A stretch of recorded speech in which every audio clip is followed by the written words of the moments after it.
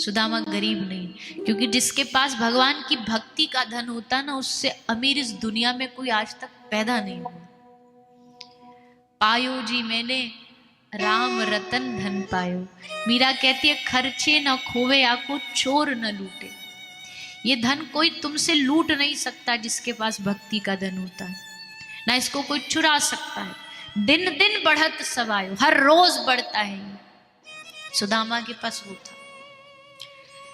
कृष्ण ने एक पात्र मंगवाया, उस बर्तन में पानी लेकर के सुदामा के चरण धो रहे, पर पानी परात को हाथ छुओ नहीं, नैनन के जलसों पग धोए। पानी छूना नहीं पड़ा ठाकुर जी। दशा देख करके इतने रोए दीन बंधो भगवान कि अपनी आंख के आंसुओं से सुदामा के चरणों को धो दिया।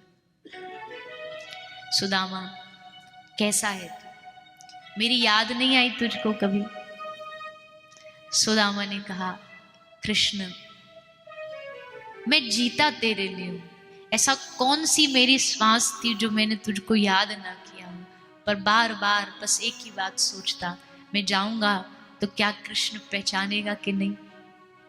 पर आज समझ गया कि तुझे पाने के लिए कोई पद प्रतिष्ठा नहीं चाहिए होती है, तो भाव का भूखा है।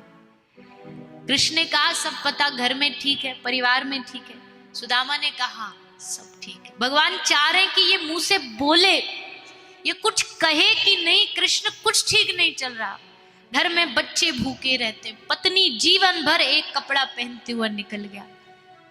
पर धन्य सुदामा की भक्ति, मर जाऊं मांगू नहीं। भगवान से क्या कहे, क्या मांगे? मुझे तुमने दाता बहुत कुछ दिया है, तेरा शुक्रिया है, तेरा शुक्रिया है। अब बस धन्यवाद दो, जितना दिया धन्यवाद दो, शिकायतें खत्म। शिकायत करने वाला मन कभी भगवान से प्रेम नहीं कर सकता। धन्यवाद धन्यवाद, कृपा कृपा, कृपा से जीवन चलता है। तो सुदामा अब जाने के लिए तैयार हो गए, मिल लिए, सब बातें हो गई, तंदुल ले लिया। सुदामा ने कहा, अब जब आए थे सुदामा जी महाराज तो बढ़िया वस्त्र पहना दिए भगवान ने, अपने रेशमी वस्त्र निला धुला के जाने लगे। जा रहे थे तो जब जा रहे थे, अब ऐसा तो था नहीं सुदामा मांगने आए थे, पर एक छोटा सा मन में आ जाता, ब्राह्मण है ना, तो ब्राह्मण को पता तो रहता भाई जब जाएंगे तो कुछ ना कुछ दक्षिणा प्राप्त होगी।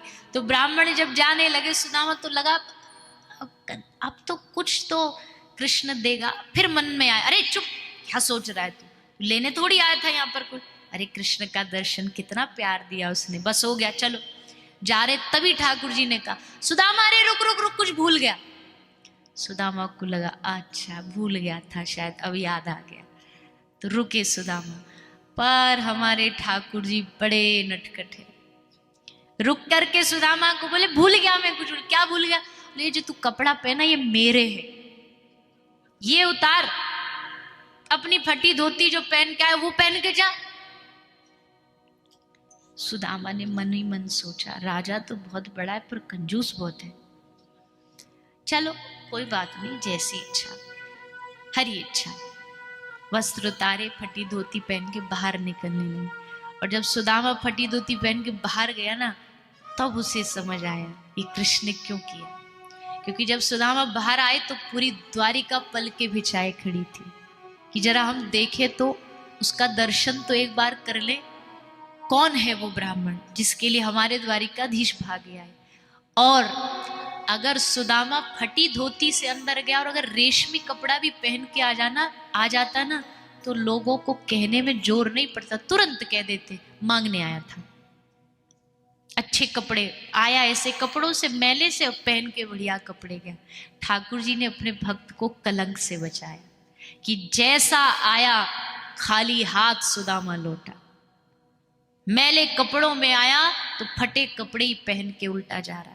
एक चवन्नी लेने नहीं आया, मांगने नहीं आया, खाली हाथ गया। और एक दिन मैंने कहा था, जो कुछ कुछ मांगते कुछ कुछ मिलता है, बहुत कुछ मांगते बहुत कुछ मिलता है, सब कुछ मांगते सब कुछ मिलता है, पर जो कुछ नहीं मांगते उनको भगवान ही मिल जाते हैं, उनको भगवान अपने आप को दे देते हैं। भगवान ने वही दिया।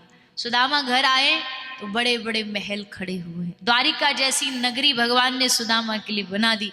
पर ये कोई बड़ी बात नहीं है भगवान के लिए। जो इतनी बड़ी दुनिया, ये जो इतनी बड़ी दुनिया चल रही है ना, ये संसार जो चल रहा है, हजारों लाखों असंख्य जीव जानवर मनुष्य, ये जितनी बड़ी दुनिया है, ब्रह्मांड है, ये बस भगवान के पलक झपकने से ऐसे हजारों ब्रह्मांड बन जाते हैं। पलक झपकती हजारों ब्रह्मांड मिट्टी में मिल जाते हैं। भगवान के लिए धन देना कोई बड़ी बात नहीं होती। लक्ष्मी उनकी दासी है, चरण दबाती है। पर सबसे बड़ी कृपा है जब भगवान अपने आप को दे देते हैं, अपना प्रेम दे देते हैं। सुदामा को वो मिला। सुदामा ने कहा, ये मैल दिखा के मुझे लालच दे रहे हो? तुम समझ रहे हो मैं अब इसमें अंधा हो जाऊंगा? कदापि नहीं। मैं वही सुदामा था, मैं वही रहूंगा। मेरे बाल बच्चे पत्नी रहे महल में, मैं झोपड़ी में रहूंगा और भजन करूंगा। और सुदामा झोपड़ी बना के उसी में रहे, भजन किया, और भजन करते हुए सुदामा ने भगवान को प्राप्त किया। ऐसे श्री सुदामा जी महाराज, जिनकी कथा शुकदेव जी ने श्रवण कराई है। ये कथा कहानी नहीं है, ये असल में हमारे जीवन में समझाने के लिए है